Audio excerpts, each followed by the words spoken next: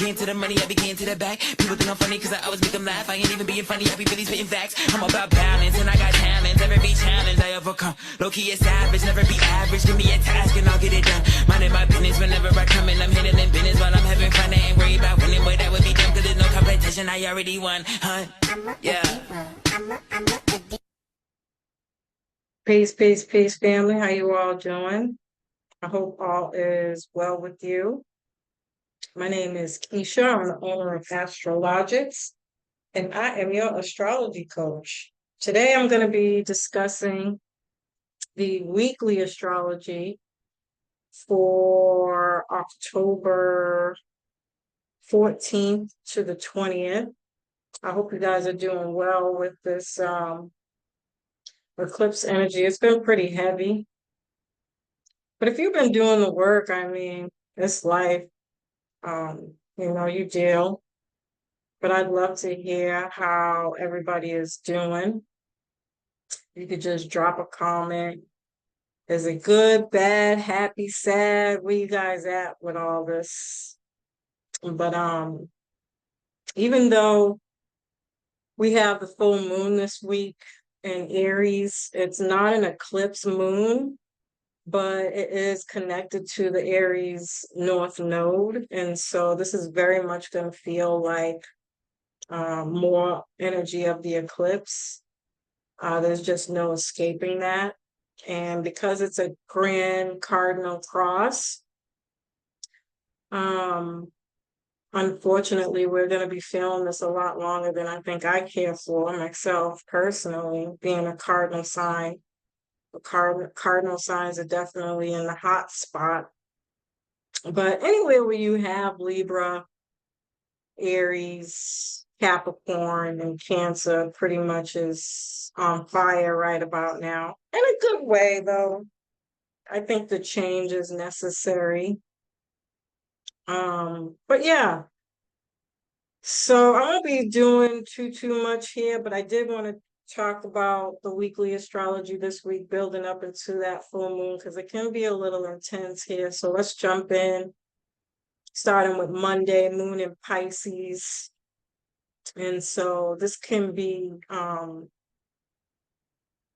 drowsy. This is my feeling of like, am I coming? Am I going? Did I forget something? Did I lose something? What was I gonna say? Type of energy, it could be a little lackadaisical or in our heads. Now, the good part about this is that it's going to be conjunct in Saturn and Pisces, and we've had Saturn and Pisces for a while now, so it's nothing new to us at this point. But nonetheless, those very heavy Saturnized feelings can come, like restricted. We can feel restricted in some kind of way. We might not want to be bothered. We might be more prone to isolate and need our space. It might be difficult to communicate our feelings, how we're feeling, especially because, Jupiter is the ancient ruler of Pisces. And so we have to look at Jupiter and what Jupiter's doing. And Jupiter just turned retrograde in Gemini. And so, unfortunately, this can make things bigger. It can make things feel bigger, even though it might not be that serious. You can feel like you're not getting supported in other areas of your life that have nothing to do with the Gemini or Pisces area of your life. It could be home and family with the moon. It can be work. It could be friends. I mean, again, it's going to be different for everybody, but it might feel like because you're not getting the support, you feel like you want to cry, like you need to release. But it might not come out, right? Or you just might not show it. Or again, this is something that you're doing behind the scenes where you're expressing more of like what I wish I had, or I wish people were there for me, or I wish I had more support in this, or I wish somebody understood what it is I'm trying to say, I wish I could express myself more clearly. It could be things like that, that are coming up behind the scenes, underneath the surface. It could be fears, of saying what you want due to how people might perceive you. Um, and that can be frustrating, but frustrating, not so much with Pisces. It's more emotional. It hurts. It hurts, it hurts your feelings. Um, and then you have Venus opposed Uranus. So finances can be a little tight. Um, Venus and Scorpio oppose Uranus and Taurus.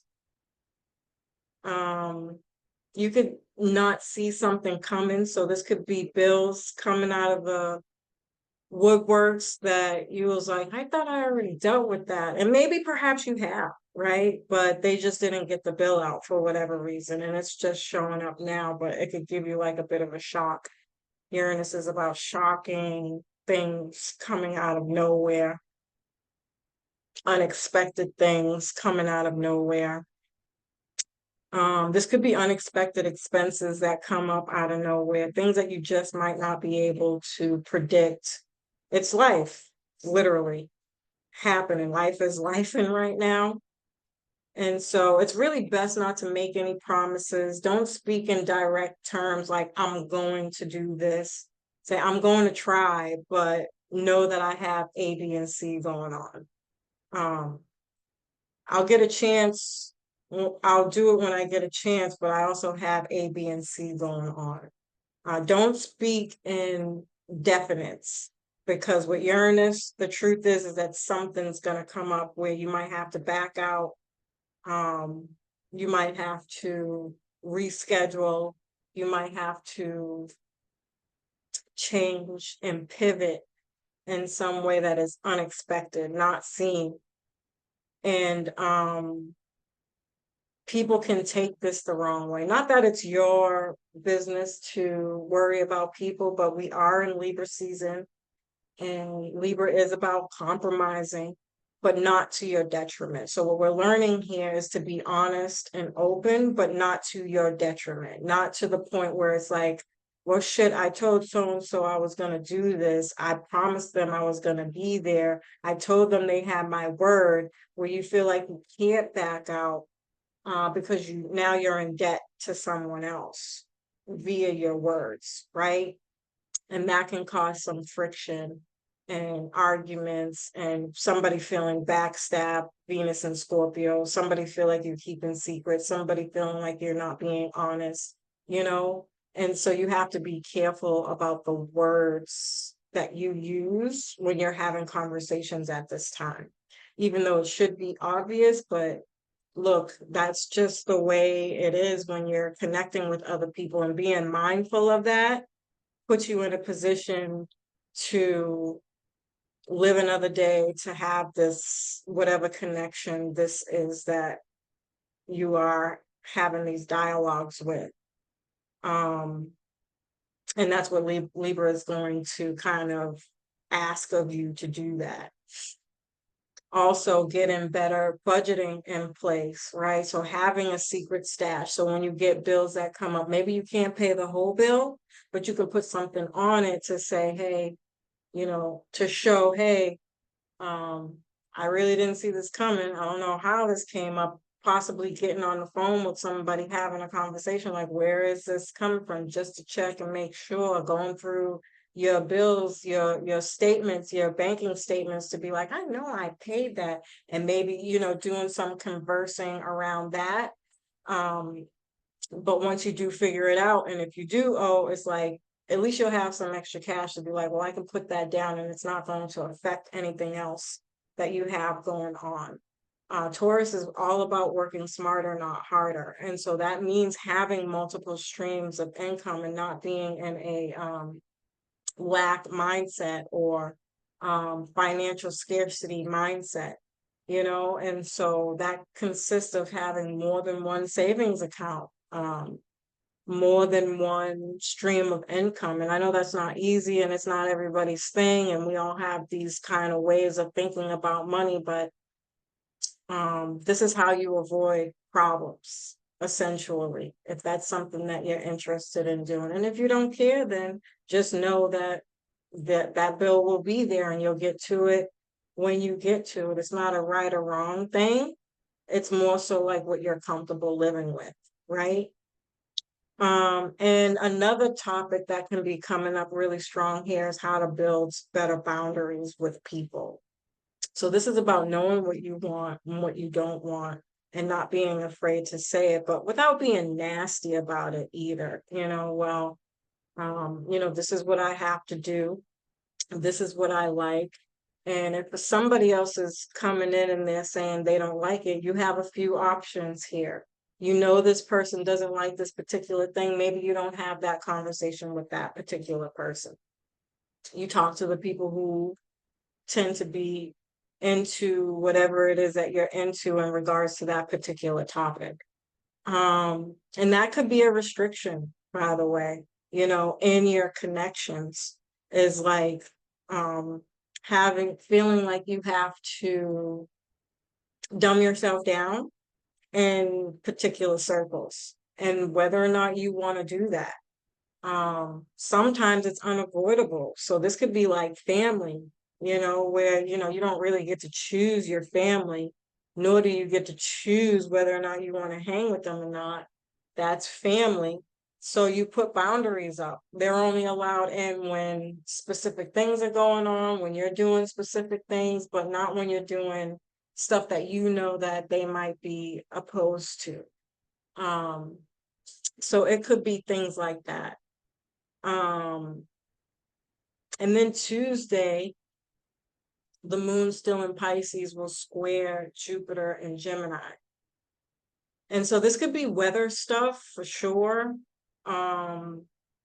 Because it's Jupiter, this is global. Obviously, we've been hearing about all these storms going on. Pisces is about water. There's been water. There's actually also been a lot of things going on around fire that just haven't even gotten that much news headway, at least as far as I know. I tend to not believe everything that I see anymore because, you just don't know what to believe. But assuming that that stuff is true, I mean, this could be global news about more storms and other things, disasters, if you will, that are going on that haven't been talked about or haven't gotten much news play.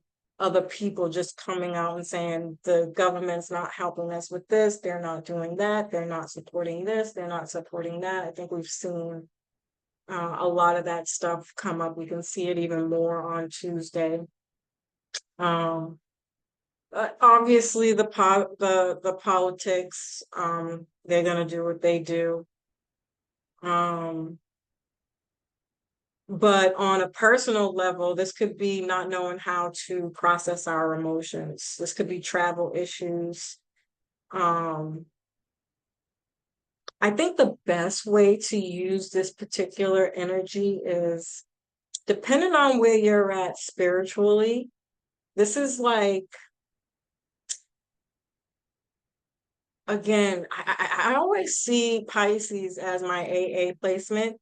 So being able to talk about what you've been through, in order to try and help somebody who may be going through a similar difficult situation. So supporting, volunteering in that way, providing a safe place for people to kind of to get away from trauma, or in an environment where they may not be getting some support. This could be work, so work you supposedly have, these HR where you can go to make complaints about particular things where you feel like you need support. Some of them have like little counseling things that you can call, not all, but these types of things could be things that people are seeking at this time. And then the moon will conjunct Neptune. So this could be like taking a break, taking a nap, sitting back, relaxing, um, watching your favorite show, perhaps with a glass of wine if you're into that type of thing, but it doesn't necessarily need to be that. But this is really about just like backing away from all the commotion. It could be really, really loud out in the world, perhaps in your environment, and you just kind of want to find a place to get away. This could be about taking time off from work. That would also be a good thing to do, even if you're not traveling. This could be like a staycation. Um, yeah, I feel like I can say a little bit more about that, but that's about the gist of it. And then the moon will trine Venus. So this is like going for a walk, um, being moving, getting out, getting, doing something. Um, and then the moon will sextile Uranus. So sextiles take work, you know, but it does allow for you to change some kind of habit or pattern that you're uncomfortable with, or that you're just, you need to change, right? Um, and so if you're willing to let go of the loudness and kind of step back and focus on you, then you can use that time to do all the things that you would like to change.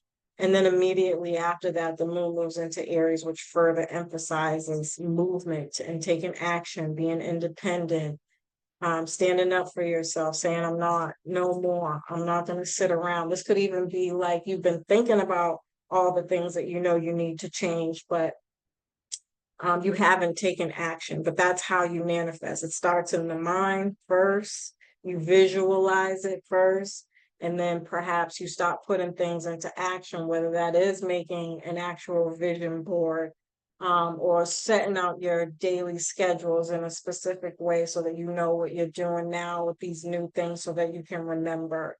Everybody's going to have a different process, whatever it is that works for you, is going to be how you're going to start to strategically set up your daily life so that it matches this new habit or pattern that you're trying to bring into your life. Um, and the moon in Aries is going to sextile Pluto, which is going to add some intensity to that and focus. So you're going to get it done, no matter what, whatever this change is for you.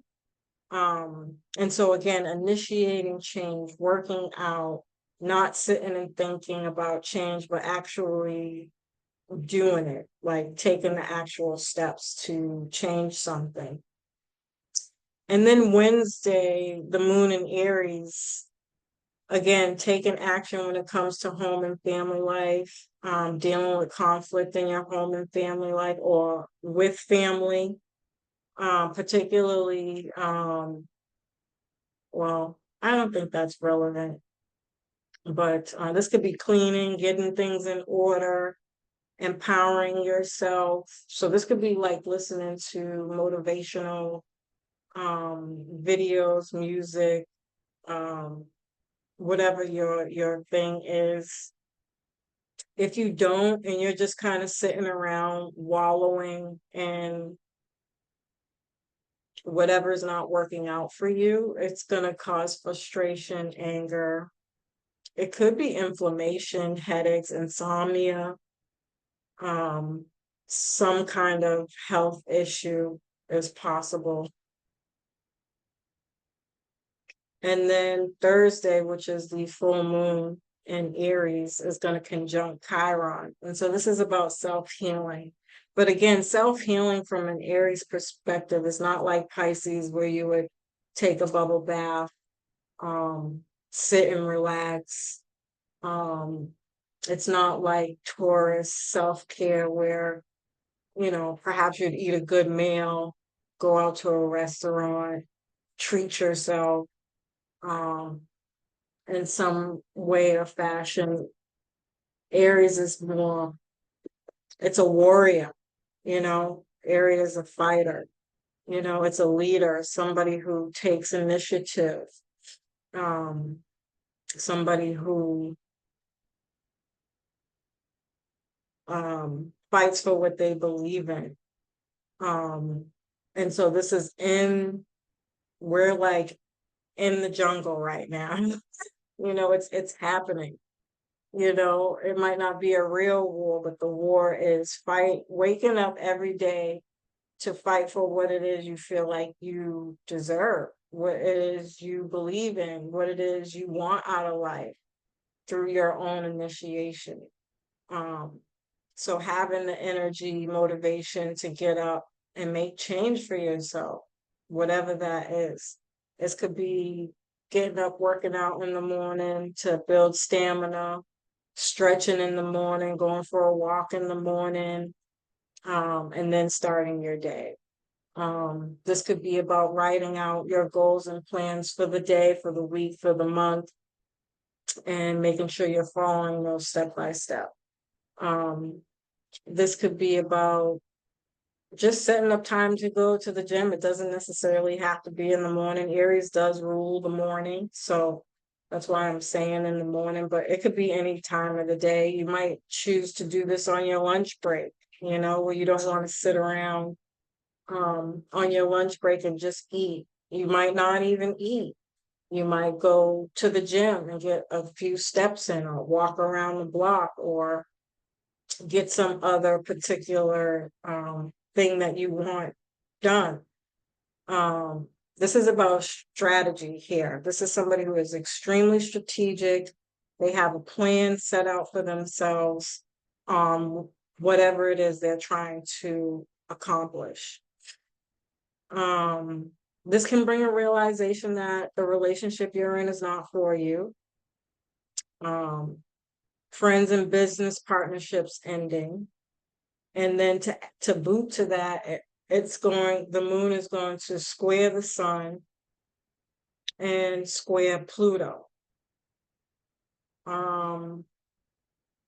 This is tough, but it's more like tough times create strong bonds. But some people might give up, they might choose not to work on it and burn bridges, and then later down the road, because these transits are going to keep hitting at a particular point, really for the next 2 months. And you can end up regretting it. Actions have consequences, and this isn't about being good or bad. But whatever you choose to do is going to have some kind of domino effect that's going to affect other areas of your life. And so people might say, well, people might sit back and say, if I leave this job, if I leave this relationship, if I don't have this friend anymore, there's going to be something else that it's going to affect in your life. Like you have to move if you're leaving a relationship. You have to find a new place. If you're leaving a job, you got to find a new job. That might mean going months without a job. You know, if you don't have that friend anymore, it's going to be like, well, whatever benefits you were getting from that, like possibly not being alone, now I have to be alone. And the answer is so what? This full moon is going to bring the pain, it's going to bring the pressure, and it's going to want you to change, because it's a reflection of the last 6 months. The last 6 months when we had the Aries eclipse, and whatever decisions that you were supposed to make at that time. You knew this was happening at that time. You seen the red flags at that time. You seen that you needed to make that decision at that time. And what did you do? And again, this isn't about right or wrong or good or bad. It's more so like it can lessen the blow had you 6 months said, all right, this is what I'm going to do. Remember, we're talking about strategy here. 6 months ago, you knew that job wasn't for you. So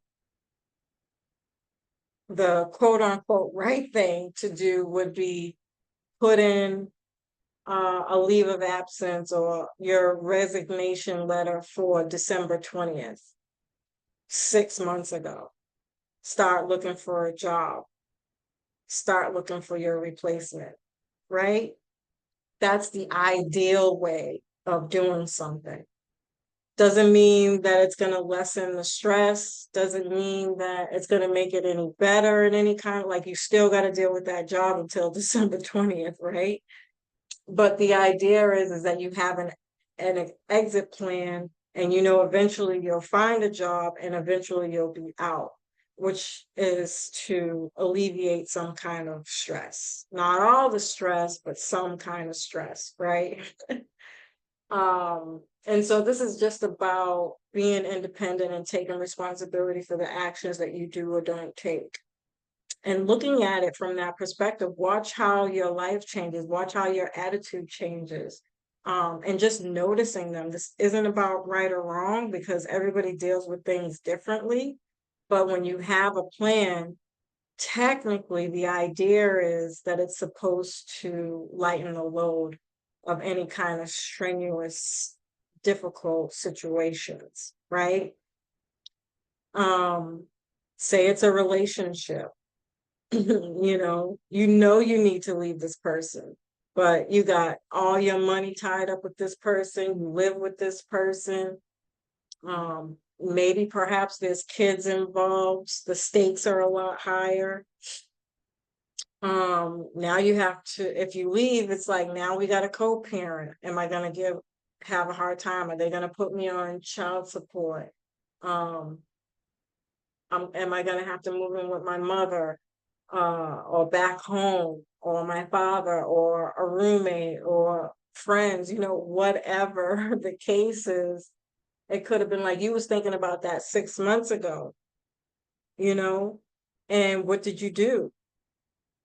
Again, the ideal thing would be to take the steps to start looking for a place, start saving up some money, start planning and thinking about how you want to co-parent and what you're going to do. Start that second savings account for your child if you have children and you have to co-parent and you'll have to pay for things, etc., etc. Whatever it takes.